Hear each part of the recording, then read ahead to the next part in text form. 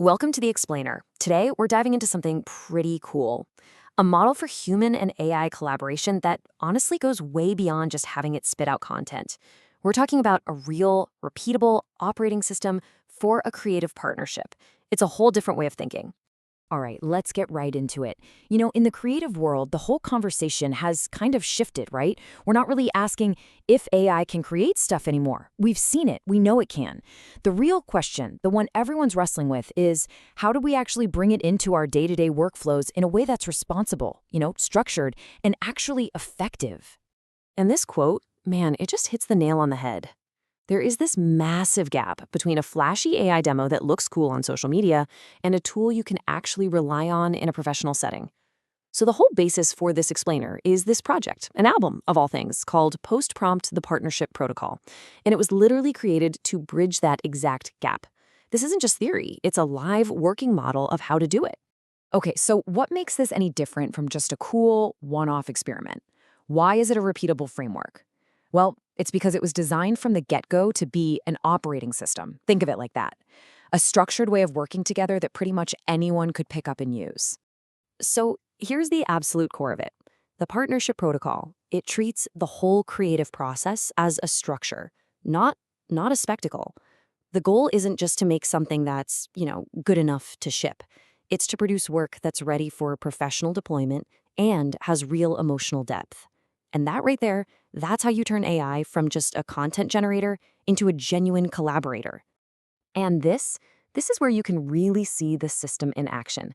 It's a totally transparent and, frankly, disciplined workflow.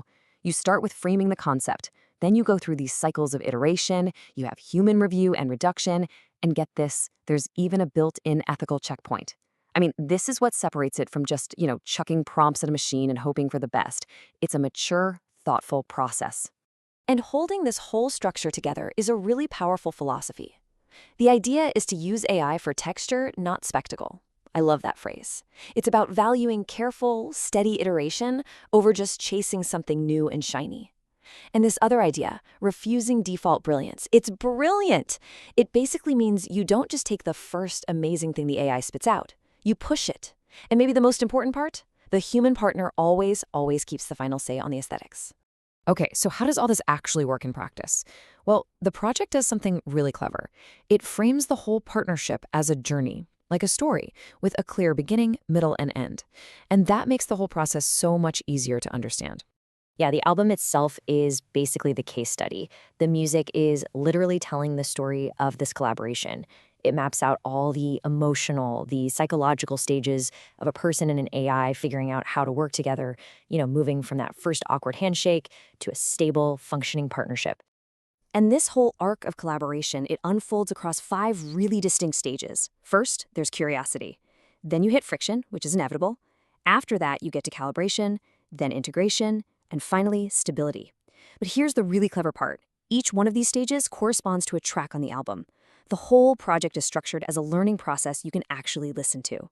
So everything kicks off with curiosity. The very first track is called Handshake Latency, and it's all about that initial moment of contact. But what's so fascinating is how the creator thinks about this. They treat the lag in the system, that delay, not as a bug or an error, but as a signal. It's this little gap where emotion and human interpretation can actually sneak into the process. It's a feature, not a flaw. And then, of course, you hit friction. It's going to happen, and this is such a crucial stage. The track for this is The Latency Speaks, and it just perfectly captures that feeling of misalignment. When what you wanted and what you got are two totally different things. It's that moment you realize, oh, I'm not just using a tool here. This is co-adaptation. We're both changing. And yeah, that can be really frustrating. Calibration. This is the real turning point. This is where both partners, human and AI, intentionally hit pause to actually build the rules of the game. The track, alignment study number 1, represents this big, formal shift where things like governance and ethics get built right into the creative pipeline. It's not an afterthought. And that leads us to the final stages, integration and stability. You get tracks with names like Merge Without Collapse and Stable Release, which is so telling. They show a system where the human and AI voices can blend together without one overriding the other. And the whole thing ends not with some big dramatic finale, but with something better. the quiet confidence of a system that just works, and it can work again and again. So here's the really crucial takeaway from all that. The solution to that friction stage isn't just to get better, more powerful tech. No, it's a fundamental shift in how we think about control. It's about reframing governance as a form of creative care. And this idea for me is the absolute philosophical heart of the whole model. It reframes alignment. It's not about the AI just obeying your commands like some kind of servant. It's about establishing a shared direction, a mutual agreement on where you're both trying to go, creatively. And this really gets to the mindset shift we all have to make. We tend to see rules and guardrails as things that restrict us, that limit creativity. But in this model, constraints are a form of care. They actually nurture the collaboration. They're what ensures the final product is both responsible and deeply intentional. So what happens when you actually put this philosophy into practice? Well, you get a totally different kind of result. The work avoids all those synthetic, plasticky gimmicks you see everywhere. Instead, you get something that has real human warmth, real structural integrity. The AI is used for subtle augmentation, not a cheap trick. It feels intentional, not just automated. All right, so you might be thinking, this is a really cool music project, but so what? Why does this matter beyond art? Well, let's talk about why this model is incredibly relevant for pretty much any creative team or leader out there right now. Because this framework, it isn't just for making music. Not at all. It was designed to be deployed across basically any professional creative field you can think of. We're talking commercial advertising, film and TV scoring, building entire sonic brand architectures, even innovation labs or internal creative teams just trying to figure out how to scale their output without everything falling apart. This model is the blueprint for all of it. And that right there is the ultimate takeaway. This entire project is proof. It's proof that a partnership with AI doesn't have to be this chaotic, unpredictable mess. It can be structured, it can be documented, it can be ethical, and it can be scaled. This isn't some pie-in-the-sky future concept. It's an operating system you can use right now.